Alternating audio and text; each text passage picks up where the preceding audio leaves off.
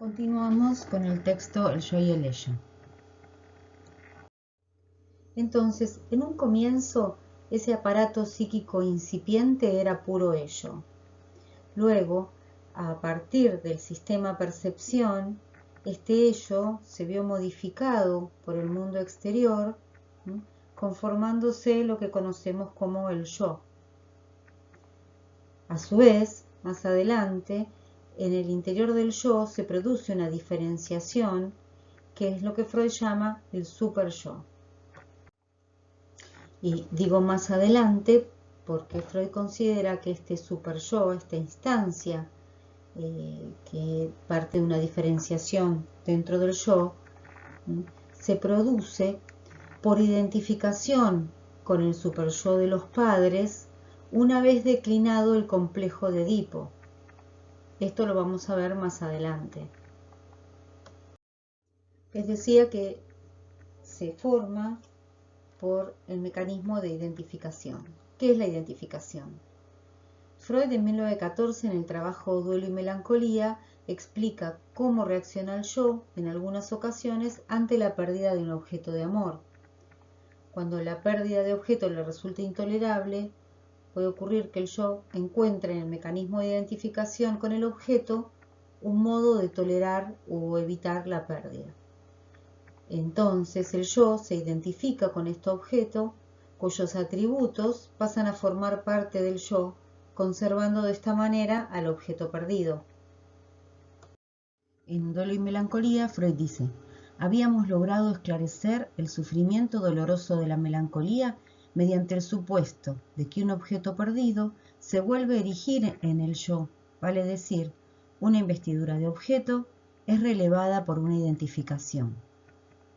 Desde entonces hemos comprendido que tal sustitución participa en considerable medida en la conformación del yo y contribuye esencialmente a producir lo que se denomina su carácter. El yo es producto de identificaciones, es decir, el yo se conforma a partir de identificaciones con las personas significativas en nuestra vida, sobre todo en la infancia. La identificación, entonces, es el proceso psicológico mediante el cual un sujeto asimila un aspecto, una propiedad o un atributo del otro y se transforma total o parcialmente sobre el modelo de éste.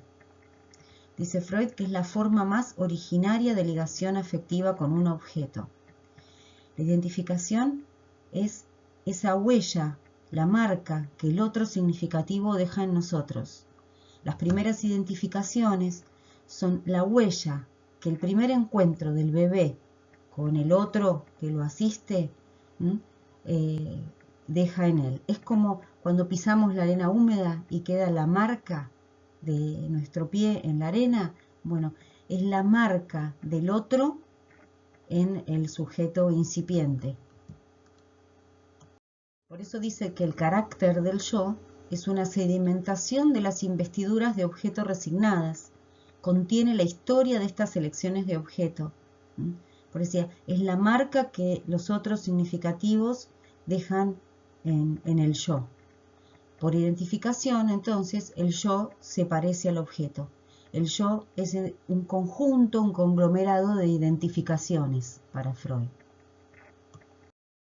Freud va a hablar de dos tipos de identificaciones. Una identificación primaria, que es esta que mencionaba hace un ratito, es el primer lazo afectivo a un objeto, la marca de esos primeros otros sobre el aparato psíquico, sobre este yo incipiente, ¿no? Previa a la constitución del yo. Y unas identificaciones que él llama secundarias, una vez formado el yo, que son identificaciones parciales y a rasgos del objeto. Esto no es parte del tema de esta unidad, pero lo aclaramos para que se entienda lo que sigue. Los efectos de las primeras identificaciones, va a decir, las producidas en la edad más temprana, van a ser universales y duraderas. El ideal del yo, que en este texto Freud menciona de igual manera ideal del yo y super yo, vamos a ver que más adelante los podemos diferenciar, pero en este texto son equivalentes. Y dice que el ideal del yo, o super yo acá, es la identificación, se conforma a partir de la identificación con los progenitores, con esos primeros objetos sexuales. Dice, las elecciones de objeto que corresponden a los primeros periodos sexuales y atañen a padre y madre parecen tener su desenlace, si el ciclo es normal, en una identificación de esa clase, reforzando de ese modo la identificación primaria. Es decir, el niño abandonará a padre y madre como objetos de amor sexual y a cambio podrá perder este objeto a cambio de identificarse con ellos. Entonces, en lugar de este amor sexual hacia los progenitores, quedará una identificación con la autoridad de los padres. Solo de ese modo el yo puede renunciar a un objeto de amor, a partir de la identificación con este objeto.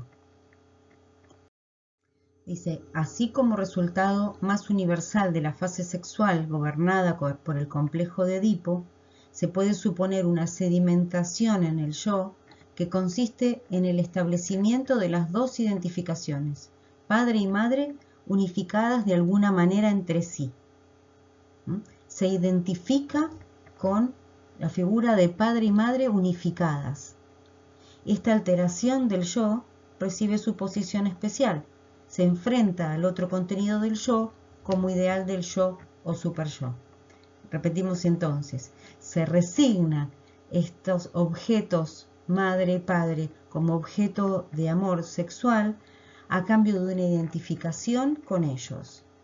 A partir de esta identificación se desprende, se constituye una nueva instancia en el yo, y que es a la identificación con la figura parental, y esta instancia es la que Freud va a llamar superyo. El superyo conservará el carácter del padre, y cuanto más intenso fue el complejo de Edipo y más rápido se produjo su represión, por influjo de la autoridad, la doctrina religiosa, la enseñanza, la lectura, tanto más riguroso devendrá después el imperio del superyo como conciencia moral, quizá también como sentimiento inconsciente de culpa sobre el yo. Entonces el superyo va a ser tanto más estricto, más severo, cuanto más intenso haya sido el complejo de Edipo y más rápido se haya producido su sepultamiento. No cuanto más severo haya sido el padre, sino cuanto más intenso haya sido el Edipo y más rápida haya sido su declinación, su sepultamiento. El ideal del yo, o mejor dicho, super yo, aunque Freud acá lo toma de manera semejante, es por lo tanto la herencia del complejo de Edipo. El superyo es aquella instancia que queda como resultado de haber sepultado el complejo de Edipo y haberse identificado con la autoridad de los padres. Por eso es la herencia del complejo de Edipo. Maestros y autoridades fueron retomando el papel del padre. Sus mandatos y prohibiciones han permanecido vigentes en el ideal del yo, superyo, y ahora ejercen como conciencia moral la censura moral. Ahora no es necesario que el otro, la autoridad, esté presente y diciendo lo que se debe y no se debe hacer, sino que hay una instancia en el interior del psiquismo que es la encargada de delimitar lo que corresponde o no corresponde hacer.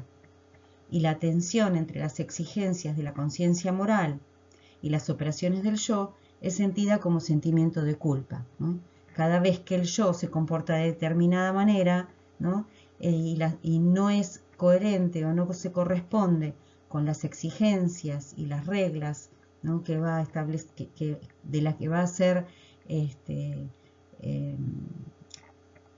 representante el superyo, esto va a ser vivido por el yo como un sentimiento de culpa.